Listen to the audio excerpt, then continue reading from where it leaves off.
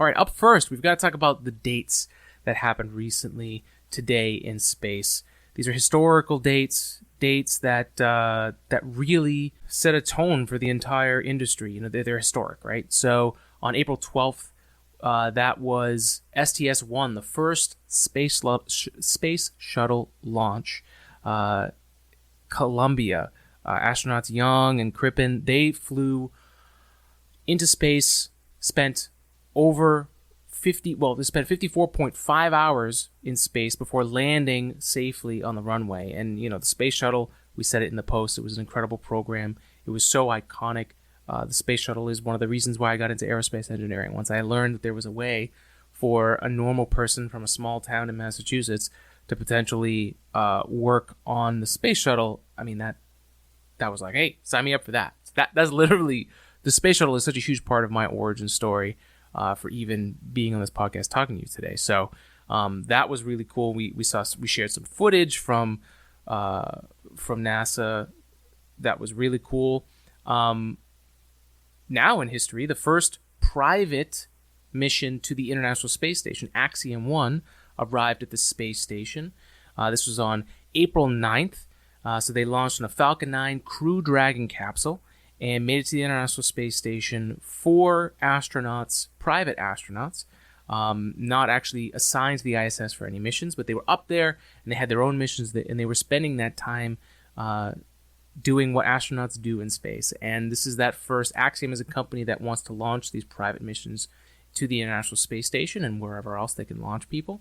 And so this is really cool stuff to see the logo on a SpaceX Crew Dragon. It just goes to show you the full spectrum of possibilities that are available now in space when you have a company like SpaceX that can offer out their spacecraft to paying customers.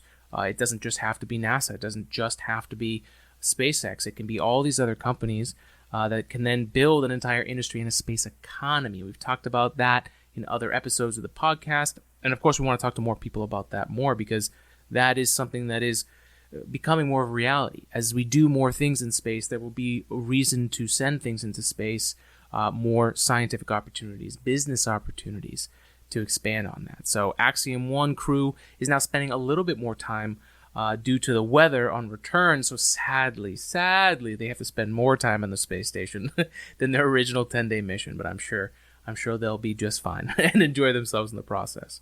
Next up, on that same day, April 12th, is also Yuri's night. And that's part of the reason why STS-1 was planned for April 12th, because on April 12th, 1961, Yuri Gagarin became the first human being to go into space. And he flew on the vostok 1 mission on a Soyuz and became that first person to go to space. Before Yuri Gagarin and the other astronauts that followed, they had some crazy theories about what happens to human beings when they go into space. Like, do their eyes fall out of their sockets? All these crazy things that we were worried about that you just don't know until you send somebody up there. And of course, that changed the game. And then to have on, what is this now?